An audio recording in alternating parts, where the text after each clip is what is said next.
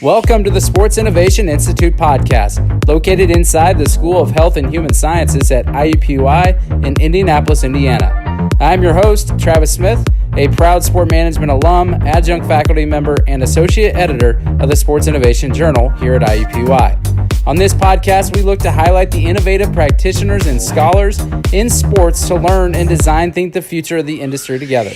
Thanks for listening to the Sports Innovation Institute podcast.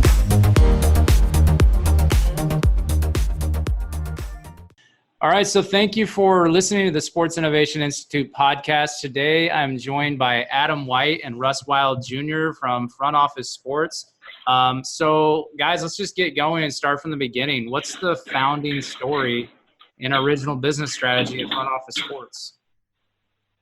Hey, this is Adam, and first off, Russ never goes by Junior very much, so that's always a good one. I think I pulled it from Twitter, Russ. Yeah, I think it's everywhere. But it's so much more mature. It's funny. I mean, look, for the first 3 years of our relationship, Russ was still in my phone as Russ social media specialist. I didn't even have his last name in there until probably 3 months ago or something like that.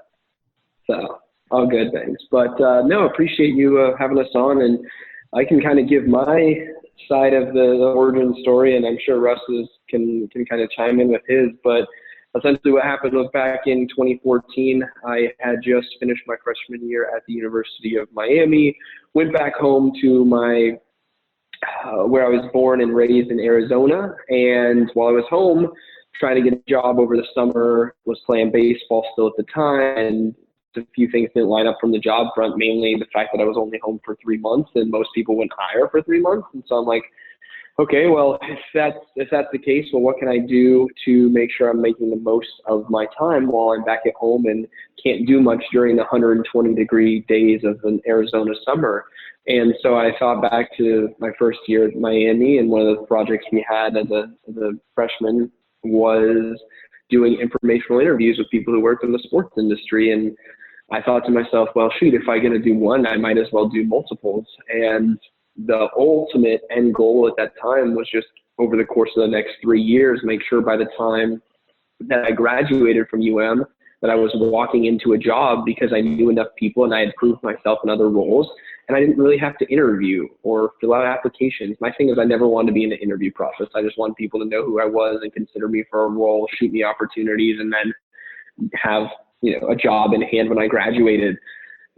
That quickly changed over the course of the next 4 years while I was at UM, 3 years or sorts, because really at that time it was just something that I guess there was a whole it's not where it is now, where there's a lot of people covering the business of sports and more so recently. And at that time there really wasn't anyone outside the traditional power brokers. And so outside of us doing informational interviews over the course of the next 2.5, 3 years, when I first started, right, the first year was all informational interviews. I did 110. Russ came on in, I want to say like October or September of that first year after I got back to school. And he was just helping, source people and on social media. And essentially we were just doing it as a hobby and for fun. And over the course of the next few years, it got to the point where more people wanted to write for us. We had guest contributors early on because we didn't have any money. And then from there, it got to the point where people wanted us to cover day-to-day news stories and insights and analysis and things like that. So we tried to add in that, and then started with the newsletter. And, lo and behold, somehow it all worked.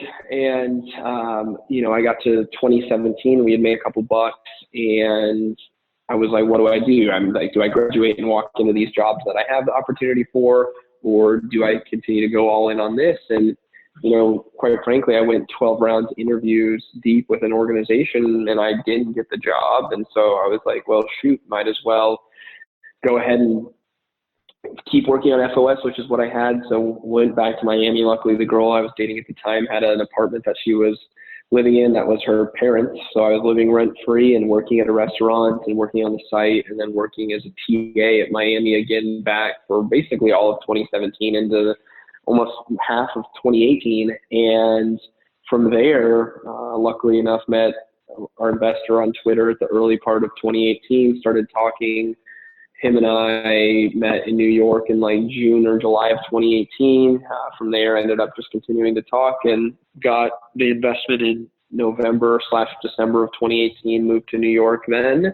Have been here now, I want to say 8 months, and we will be at 9 to 11 full-time employees by the time this year is over, and setting ourselves up well for hopefully what is a big 2020 after 2019 was a lot of testing and seeing what stuck and seeing what didn't. So long story short, that's kind of the progression of what has happened and where we are now. Yeah, I mean, I even was a guest contributor because that's when I found out about you guys. I had Lee Steinberg and a couple other people, and just the growth from back then. And they're still archived, so people could even go back and see you guys literally started informational interviews, and then now a lot of the content that we'll get into. But the growth, I think, and that just tells people that, you know, you guys have come from a long way when they see your following on Twitter. It's like close to 40,000 followers just on Twitter. So about your guys' roles, I mean, so Adam, you're the CEO, and Russ, you're listed as the COO. So kind of what are your guys' different responsibilities and daily roles today, and how have those kind of grown with your growth as a company? So what kind of responsibilities each of those areas you guys cover? I'm sure it's, I mean, now that you're growing employees, it's changing, but what's that like, the differences? Yeah, it's basically just to keep each other in check. No, I'm just kidding. No, it's a lot. I'll let Russ take that one first. Yeah, so how we've sort of, you know, for us, upon the start when we got the investment and we're ready to sort of dive in and try to turn FOS into like a full-fledged business, it was like very, very important to us that we had sort of a separation of church and state, right? So between the editorial and business sides of FOS. And so, you know, with Adam sort of at the top, you know, we went out and hired, you know, Ian Thomas and Michael McCarthy to sort of really own the editorial side, which sort of still flows up to Adam. And then for me, it's overseeing sort of a lot of the business operations, you know, partner conversations, you know, and then also just general sort of like growth of FOS and, you know, how we sort of productize ourselves in the market. Because obviously, as Adam mentioned, there's a lot more sort of players in the space now than there ever were from the perspective of covering the sports industry. So, you know, that's sort of like how we separate it. Adam's at the top overseeing pretty much everything. And then for me, I try to mostly focus on the, you know, sort of a lot of the business operations of FOS. That's great. Speaking of the content, what I'd like to do is mention a handful of different pieces of content that FOS puts out. And then maybe whether you guys rotate or someone wants to take whichever, you can just tell our listeners what they are and what they can expect to get out of them. Because I'm trying to get people to really drive you to front office sports because I see the value in it. So the email newsletter, I subscribe, and we'll link the subscription for them to actually get to it. But what's that like, the email newsletter? I mean, how did that come about, and how are you guys think it's doing so far? Yeah, so I'll touch on that. I mean, the way we kind of view the business is everything that we touch is a different product in itself, right? So the way you consume on Twitter, you're going to consume FOS differently than if you read FOS on the newsletter. You're going to consume it differently if you read FOS on the site. You're going to consume it differently if you see FOS on LinkedIn, all these different things. And so each one of those areas, we want to make sure that we're delivering a product that is how people consume in that medium, right? So the newsletter is such, right? People are reading through their email. People are using it as a way to get their day started. People are using it as an opportunity to get caught up on what's going on. And it allows us to do a little bit of, I would say, intermedia storytelling in terms of like, we have a platform now that we can put exclusive scoops in if we want. We can do recaps of the daily news. We can cover interesting storylines. We can add different links, things like that. That's not a full-fledged story, but not a 240-character tweet. It's like the middle ground there.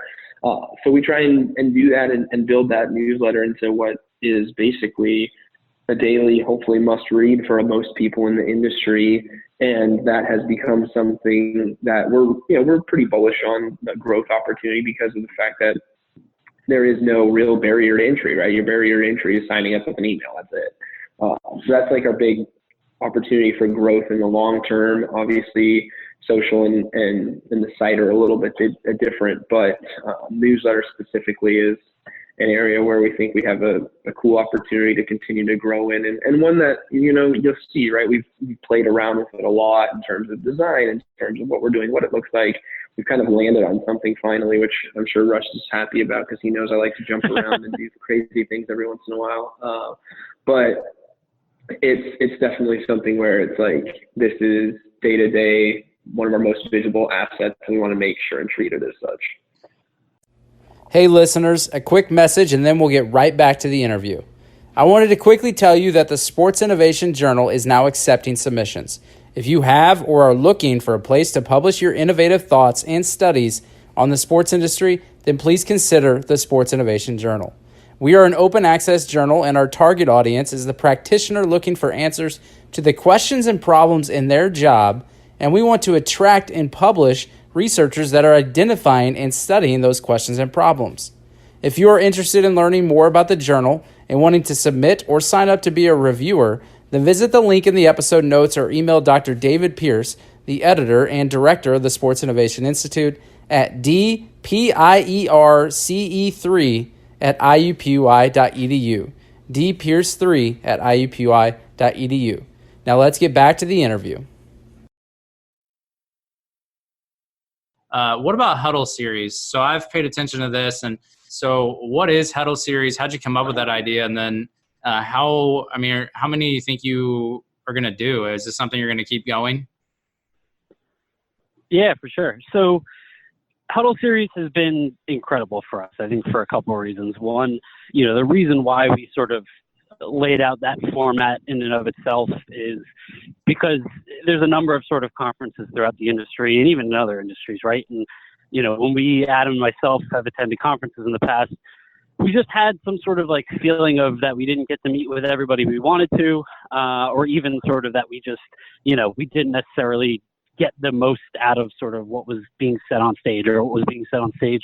Nobody's sharing trade secrets at a conference, right? There's a reason why people are on stage to share, from a marketing perspective, what they want to do. And so for us, we sort of wanted to focus on attendees rather than the actual folks that are on stage, and sort of boil down, like if you're attending a conference paying anywhere from, $200 to, multiple thousands of dollars, what is it exactly that you want to sort of benefit from? And then also tangentially to that is, there's not really an event circuit, so to speak, for, call it, your 35 and unders of the space.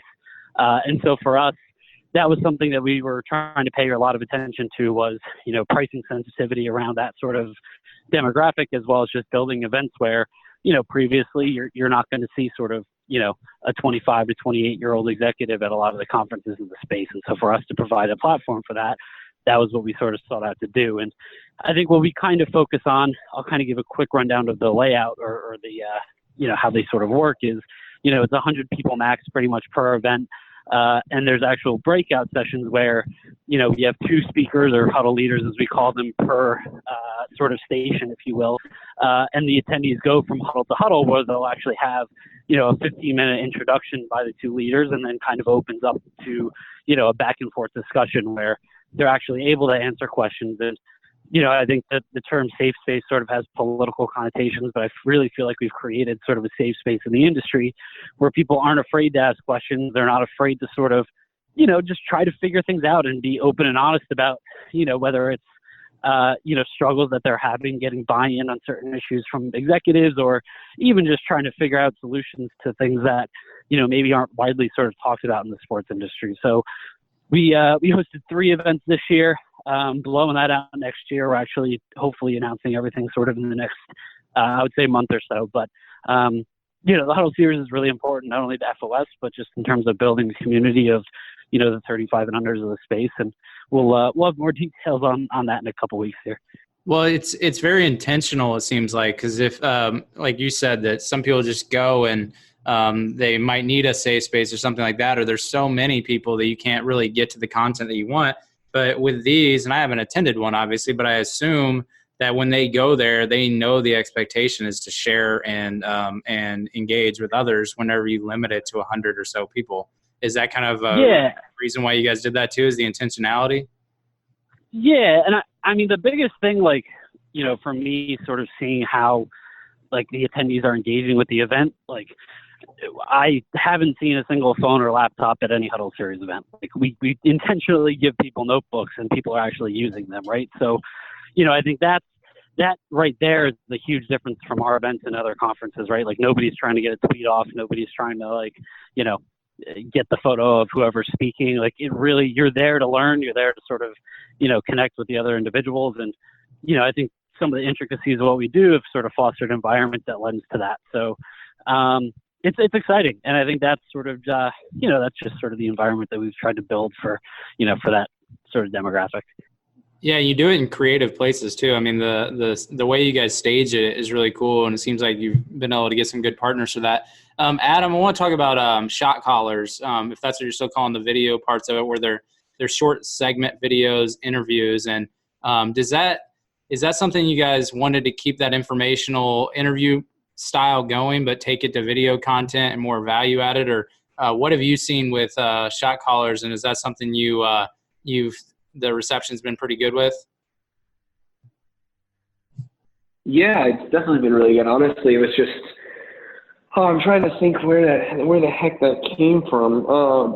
Essentially we were working with IEG at the time about a year ago, and we said, like, let's just shoot a bunch of videos. And then we had all these videos, and Russ and I are like, what the hell do we call this? And so we came up with some ideas and somehow landed on shot callers, and it worked. And it became something that has been really good for us, both editorially and branded wise. And so we've had the opportunity to kind of package that. And that was Russ, right? Russ was the one who was able to productize it. I didn't think we could do it early on, and he believed in it. And it's something that has done a lot of good work for us, both, from a content standpoint, from a view standpoint, from an engagement standpoint, from just like the stuff that these people want to see. And it's, again, something that's different in the space. And so we've been able to really, really leverage that. And it's worked well. And it's something that we're, going to continue to work on going forward. I think it's something that we can potentially turn into more a larger franchise beyond just the interviews, right? Like,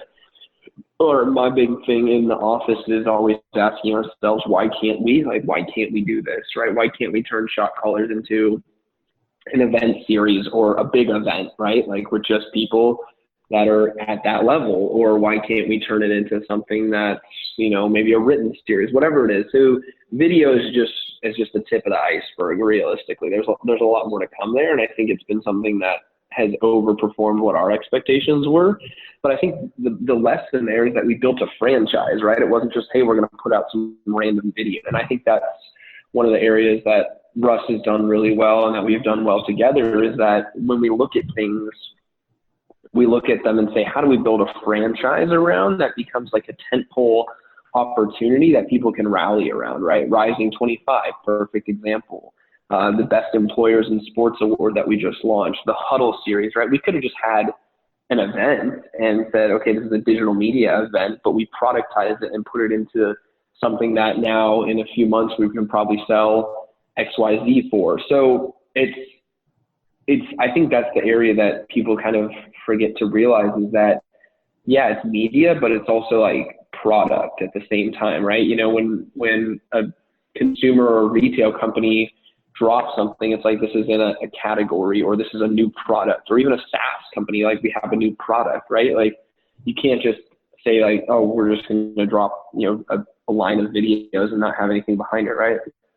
Yeah. Some of the most successful ones, like Complex, sneaker shopping, like all these things, there's some type of glue that holds it all together. Shot callers, Travis, has become sort of like people are coming to us in the industry and saying, hey, like, how do we get featured in this thing? So I think because, it just sort of has rung a bell, I guess, with, whether it's PR or marketing folks in the industry that have said, hey, like, how do we get a part of this? How do I get my CEO or VP of sales or whoever it is sort of to be featured in the series? And I think, like, maybe that would happen if we just had an interview series that we released once in a while, but it just gives like a tangible sort of definition to, what exactly that series or franchise is. Which means more revenue opportunities as a business, I'm sure, too. And the consistency has been impressive with you guys are doing things, and you talked about building a franchise. I mean, it's become very consistent of you all. the creativity though, so consistency is really operational, but how do you guys come up with all this creative stuff that you're doing? Because are you inspired from other business models, either in or outside of the sports industry, or is it just sitting in a room with your staff or just you two maybe coming up with like, what can we do and how do we kind of wrap it, like package it? But what's that like, the creativity behind it? I don't know if you want to know that. Russ and I always joke about it, where it's just like we see something outside and we're like, hey, we could do that. And then 2 minutes. What the biggest thing is, the biggest admin advantage for us is that the feedback loop is relatively zero, right? Like I go to Russ and say, Russ, do you want to do this? He's like, yeah, sounds like a pretty good idea. Can we do this financially? Russ is usually the voice of reason in a lot of these things. He's like, can we do this financially, and does it make sense for the business? And, I look at the stuff and I'm like, oh yeah, this is it. And then a week later we're doing it, right? Like Wellness Wednesday is a perfect example. We were speaking with a partner. They said, this is what we want to do. Russ and I sat in a room for a second, said, hey, look, why don't we do this?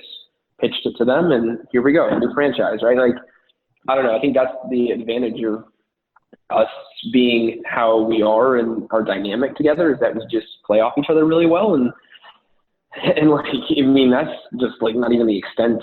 We only have so many resources right now, so we can only do so much. But there's so much more that we have on the pipeline, and it's all about being deliberate, right? It's rolling out this franchise, and then how do we make sure we grow it into a sustainable franchise? Perfect example with Rising 25, right? Like that's going into its 4th year, but that's something we know has like a ton of staying power. Best Employers in Sports, we believe, has a ton of staying power. Huddle series, like that's something that we can execute on a repeatable basis year over year and continue to grow and have it be something that's like a tentpole opportunity. So there's a lot of things in between, and we try to be as strategic as we can with them, but making sure that we look other places. I mean, I spend most of my time looking outside at what other industry publications are doing. I was looking at stuff early on and I was saying like, wow, all these other publications are doing webinars. Why don't we try that? And like no one really at the time in the sports space was doing webinars. And I was like, well, why don't we do webinars? And boom, webinars started working for us. And I was like, okay, cool. So now we have that. Well, what else can we do? And so that's, again, I think the biggest thing is, at the end of the day, all this is about, we want to make sure that people feel that us at covering the industry and people who I guess are, I wouldn't say a bastion, but like people who are this like gathering place for industry people are taking things seriously and are doing stuff in a way that, like, in my opinion, right, it's as crazy as I feel, like the people who are covering the industry should be as innovative, if not more innovative than the industry itself, right? Like, that's my thing. If you're someone, and a lot of these, and across other industries, a lot of these, prosumer B2B media brands for the most part are like way behind the times from traditional media companies. So it's like, well, why can't this be better, right? Like you have to, at least in my opinion, if you're reading something on a day-to-day basis, it should be the best product, the best format, the best information, the best design, all this stuff, because like, at the end of the day, that's kind of what calls people up to be better. And that's what we always think about it. The creativity kind of always loops back to, what is this impact, right? I think you said impactful or mindful or whatever it is that you mentioned from an adjective standpoint. Like that's really what it is, right? How do we move the needle in the industry, right? Like, cool, we can monetize. That's great. But I always tell Russ, like, I could make more money at Chick-fil-A than I'm making right now, but like I can't make the amount of an impact that we hope to make this year, next year, 5 years from now. And that's like, at the end of the day, that's the biggest thing for us. Yeah, your creativity seems like you guys are playing the long game too, because you have resources right now and you're conscious of the fact that you can't do everything right now, but you're doing what you can, maximizing that. And then your creativity process seems like it's not going to go away anytime soon. With your industry, even as it grows. I want to, last question, then I'll just open it up for, I'll ask you a couple questions about advice for students that are still in college, but you may not be able to give too much shining light on this, but 3 to 5 years from now, what do you think size wise or focus area wise front office sports could be doing? Or do you guys even think that far out, or what do you think? Cause I mean, you've gotten into feature store or breaking news. which we can talk about that. And then you've hired some really good, talented writers. What's it look like 3 to 5 years from now? Yeah, I mean, there's a lot of different things that it could look like. I think the biggest thing, and while we have this plan in place, it's just too early to tell what a lot of things are going to be like. So more likely we're focused on 2020 with just, most recent stuff. And then beyond, there's no reason for us why we can't, at least in my opinion, be, a top 10 sports publisher in the entire ecosystem of sports publishing, right? I think there's a huge opportunity for that. And then I think the other thing is that we have the chance. Sorry, Risa, our employee, just got a mini fridge and she's walking it by me here in the hallway and I can't stop laughing. But anyways, no. So yeah, we're in a really good spot. And I think the biggest thing is what can we do now? Like you mentioned, we're playing the long game, right? I'm excited about the Huddle series in 3 years. I'm excited about the Rising 25 in 3 years. I'm excited about what Best Employers in Sports looks like in 3 years. So yeah, there's a lot of things that we have in the works. Some of it we're not too keen to share just yet, but I think an overall standpoint where we'd like to be, I mean, I don't know. I think we could accomplish where we want to accomplish with 20 to 30 full-time employees, right? So 2 or 3 times more than we are right now. But over the course of 3 years, that's not too crazy. So I don't know. I'm not trying to build the next Amazon or the next Bleacher Report. I mean, I'll take it if that happens, but that's not the end game. I think the end game is to make sure that all the people who work for FOS have a great quality of living, have a good opportunity here, feel valued here, and then are able to do their best work here and aren't feeling like they're pressured to produce 100 pieces of content a day or whatever it is, or that they are only in one beat and they're restricted, or, all these different things. We want, and this has been since the beginning, we want people to feel like they have the opportunity to do the best work they can here, and relatively knowing the fact that by the time they're done here, hopefully they have a chance to go anywhere. And if they do their best work here, they can go anywhere. And we recognize that. We tell people even when we hire them, it's I would love for you to be around for the next 20 years or whatever it is like this, or however long this business is around. But we know that's probably not going to happen. So how can we make sure that while you're here, whether it's a year, 3 years, 5 years, that you set yourself up for whatever that next move is, whether it's with us or without us. So that's a long story short of a lot of different things. Russ probably has some different thoughts, but yeah. Yeah, Russ, you're the voice of reason, right? So focused on you also just kind of thinking about the next quarter, the next year, and how do you play into that? When are you thinking in your head what the vision could be?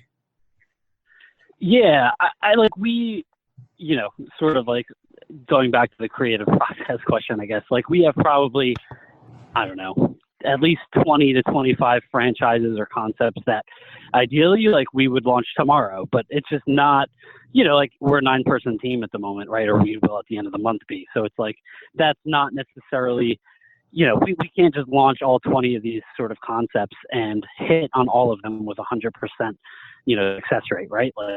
Or even just in terms of a quality perspective, we'd rather launch 1 or 2 sort of items each year, whether that's, an extension of the Horizon 25, whether that's an extension of the Huddle series, whatever it looks like, or completely new franchises in and of themselves. There's a level of quality and care and time that goes into each of these things that we launch. And so for us, we don't necessarily just say, hey, this is a good idea, let's run with it. There's sort of, a process of, what exactly are the things that we're trying to solve with the launch of this? What is sort of the messaging around it? And knowing that, when we launch something, it actually means something rather than just an entity that launches a new sort of event or a new sort of, project every 6 weeks. Because at that point, the reason when we launch the Best Employers of the World, the reason why we get 50 to 100 emails within the first hour of people saying, oh, I love this, is because it's not like we launch something every month. So there's a level of, knowing what's going to make the most impact as quickly as possible alongside, given our resources, what's just going to, be viable. Yeah, that's, I followed it for a while, so I'm excited about the growth that you guys are doing. And you definitely built up a great following that will give you good feedback too on every time you launch something. So to wrap it up, guys, informational interviews is how you all started, and it seems to be a great way to build true connections. I've always been an advocate for more students and just people in general need to do informational interviews. What is it about informational interviews that you guys think works so well starting out, and why do you think more people maybe should consider doing it while they're in college? Yeah, I think I'll answer this. You're Russ, you go first, whatever it is. You take it. Yeah, so I did less sort of the interviews, or rather sort of more coordination in terms of providing content to the site. But I largely did them just to sort of get a sense of, like, realistically, like, where sort of each entity that I was whether trying to intern with or, work at down the line, like, what their sense of sort of hiring, folks straight out of college would be. So it was, I think, a little bit deliberate in that sense where, if I was going to, I didn't just want to intern anywhere out of college, right? Or even when I was in, my summers, I guess, during college, when I was at, attending my university. But I think it was like, have a reason for sort of your informational interviews. Don't just sort of talk to people just to talk to people. Like, think about what outcome it is you want, right? Like, if you want to work for a team, don't just say, I'll talk to every single team executive there is. Like, boil it down to what cities, or just be sort of more granular in your approach, because, I think a lot of times too, when even I talk to students now, like, I'll talk to them and I probably hear from, 5% of them, 6 months after our call. So it's like, one, make sure you're following up, but then two, be very strategic in your outreach, because even as a student, your time, you have more time when you're in college than you will any time in your life. So I think, like, put that to work, and whether it's, 1 or 2 calls a day, just be strategic with it, because, it doesn't make sense for you to hop on a call with somebody and not have an end game in terms of, like, what your potential, results would be, or what's the success of you talking to that person, right? Like, have some sort of outcome in mind. And Adam?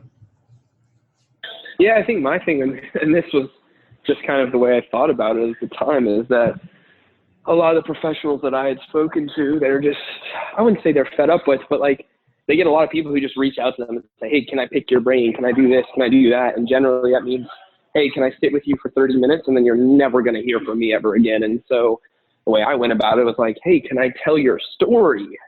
Versus like, hey, can I pick your brain? Because at the time I was publishing the stories, right? I was writing the Q&As and giving them shine. And it's a heck of a lot different of a conversation when you're like, hey, can I tell your story, versus, hey, can I talk to you for 20 minutes? And then, oh, I got some good information. You may never hear from me again, right? So I think that was the big thing. And then the other reason is that it's just all about learning, right? Like, I spoke with, at this point, like, by the time you look now 5 years into it, I've probably done, when I started, I did like 110 the first year. Probably did like 140 plus, maybe even more than that, like probably like over 200 informational interviews, if not more. And it's just like, I was essentially learning from everyone in the industry, right? Like, you have this opportunity to just, like, talk to them and learn from them.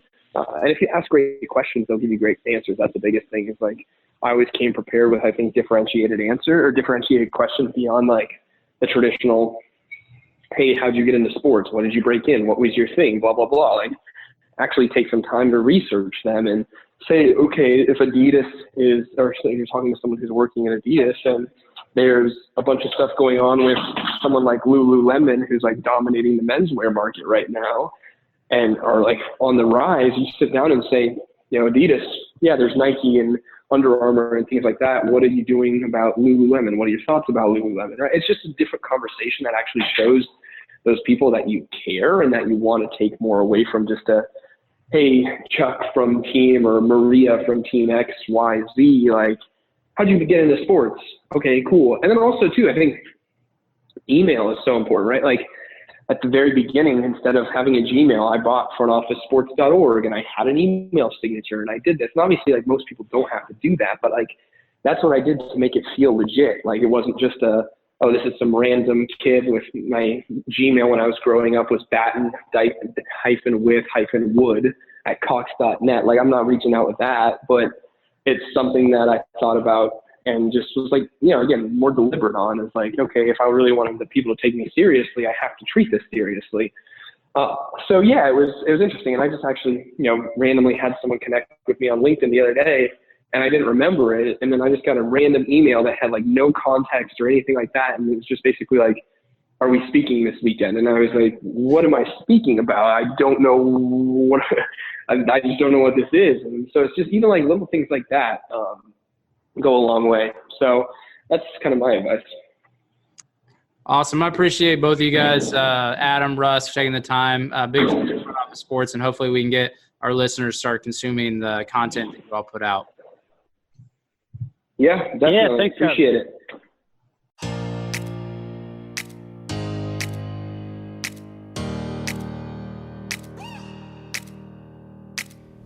Thanks for listening to this episode of the Sports Innovation Institute podcast. Be sure to follow the Institute on Twitter at IUPUI_SII and let us know what you thought of this episode. If you know of an innovative business, program, or researcher that you think we should have on the podcast, please email me, Travis Smith, at tds@iu.edu. And please consider the Sports Innovation Journal if you are looking to publish your new and creative ideas to move the sports industry forward together.